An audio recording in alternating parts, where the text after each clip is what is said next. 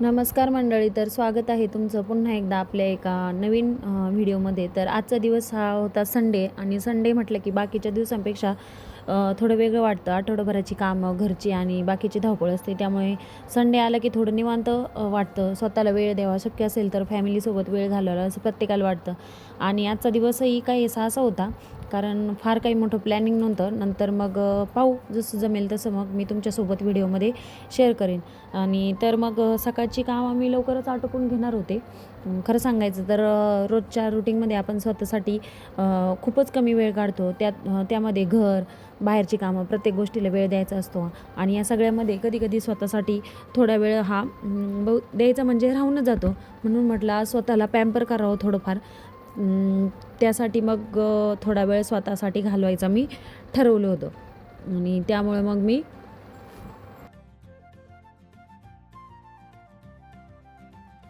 पुढे काय करते ते तुम्ही व्हिडिओ शेवटपर्यंत नक्की पहा. तुम्हाला कळेलच मी म्हणजे पॅम्पर करण्यासाठी काय करणार आहे. त्यामुळे स्किप न करता हा व्हिडिओ शेवटपर्यंत पहा. आणि तुम्ही देखील स्वतःला पॅम्पर करण्यासाठी काय करता हे मला कमेंट सेक्शनमध्ये नक्की सांगा. आणि अशा पद्धतीने मग आजचं संडे आपण थोडा वेळ स्वतःसाठी देणार आहोत, स्वतःला पॅम्पर करण्यासाठी देणार आहोत. तर पॅम्पर म्हणजे काय आणि ते दुसरं तिसरं काही नसून आज म्हटलं एक हेअर स्पा करून घ्यावा. कारण खूप दिवस चालले होते की स्पा करायचं पण ते राहूनच गेलं. शेवटी म्हटलं आज वेळ काढून जाऊयात. मग अपॉइंटमेंट घेतली होती. मग त्या हिशोबाने मग पार्लरमध्ये आलो आणि गप्पा मारता मारता ते सगळं काही रुटीन चालूच होतं. आणि ते तुम्हाला व्हिडिओमध्ये पाहायला बऱ्याच दिवसानंतर करायचं म्हटलं तर थोडाफार आराम पण भेटत होता, त्यामुळे रिलॅक्स पण वाटत होतं.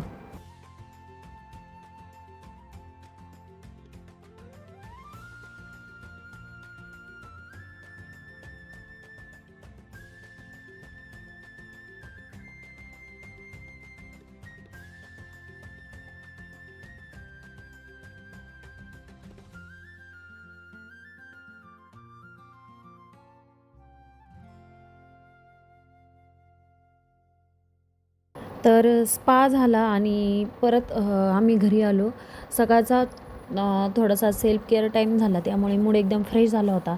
आणि घरी आल्याच्यानंतर मग थोडं जेवण वगैरे केलं, कारण उशीर झाला होता. आणि संडेच्या दिवशी जेवणही थोडं निवांतच होतं, कारण रोज दिवसासारखी म्हणजे रोजच्यासारखी घाई नाही. आणि आरामात मग जेवण केलं आणि त्यानंतर मग थोडा रेस्ट केला. आणि शेवटी आम्ही कार्यक्रमाच्या ठिकाणी येऊन पोचलो. इथे आल्यावर सगळीकडे एक वेगळंच वातावरण दिसत होतं. पाहुणे यायला सुरुवात झाली होती आणि सगळ्यांची लगबग ही सुरू होती. अशा फॅमिली फंक्शनमध्ये एक वेगळीच मजा असते. कितीही दिवसांनी भेटले सगळे एकत्र आले की गप्पा ह्या सुरूच होतात. आणि कार्यक्रमाची तयारी ऑलमोस्ट झाली होती आणि सगळे मुख्य म्हणजे ओटी भरण्याच्या कार्यक्रमासाठी तयार झाली होती.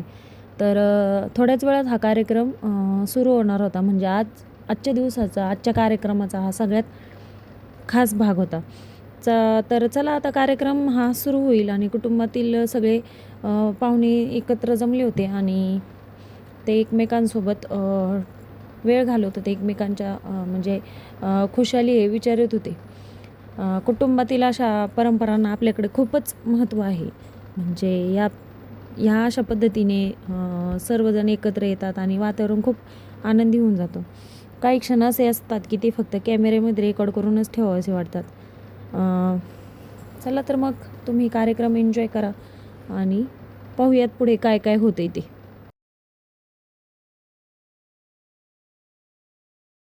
व्हिडिओ हा स्किप न करता शेवटपर्यंत पहा. आणि आपल्या चॅनलवर नवीन असेल तर चॅनलला नक्की सबस्क्राईब करा, लाईक करा, शेअर करा आणि भरभरून असे प्रेम द्या. या आधीच्या व्हिडिओंना तुम्ही दिलेलेच आहे, तसं ह्या व्हिडिओला देखील द्या अशी आशा करते. आणि चला तर मग तुम्ही कार्यक्रम माझ्यासोबत एन्जॉय करा. पाहूयात हळूहळू पुढे काय होते ते.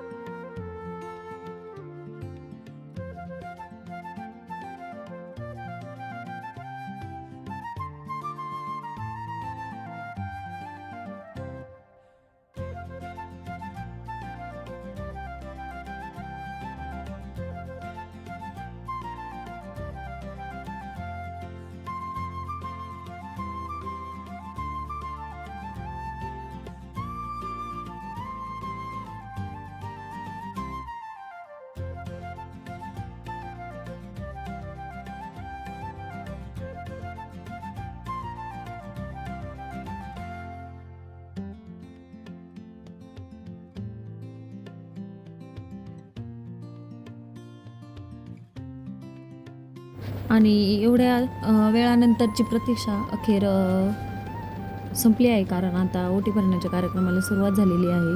आणि इतकं भारी वाटत होतं, तुम्हाला सांगते, संध्याकाळचं वातावरण आणि ते एकदम अशा गुड वाईब्स येत होत्या.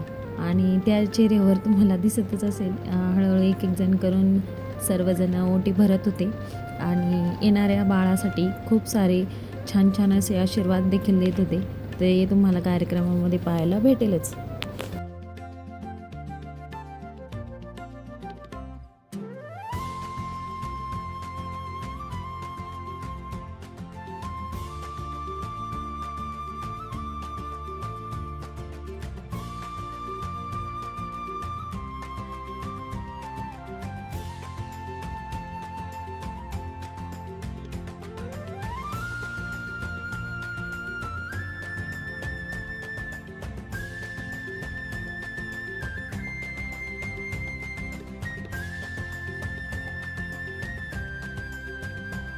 अशा प्रकारे प्रत्येक फॅमिली मेंबर हा कार्यक्रमाचा एन्जॉय घेत होता. छान वाटत होतं, सर्वजण एकत्र जमले होते त्यामुळे. आणि फोटो सेशन देखील झालं होतं. त्याच्यानंतर मस्तपैकी ते छोटे छोटे टॅग्स आणले होते, ते टॅग्स वगैरे लावून फोटो सेशन झालं. आणि आता वेळ आली होती ती म्हणजे पेटपूजा करण्याची. तर मस्तपैकी जेवणावर ताव मारला आणि पोटभर जेवण केलं आणि घरी आलो आम्ही.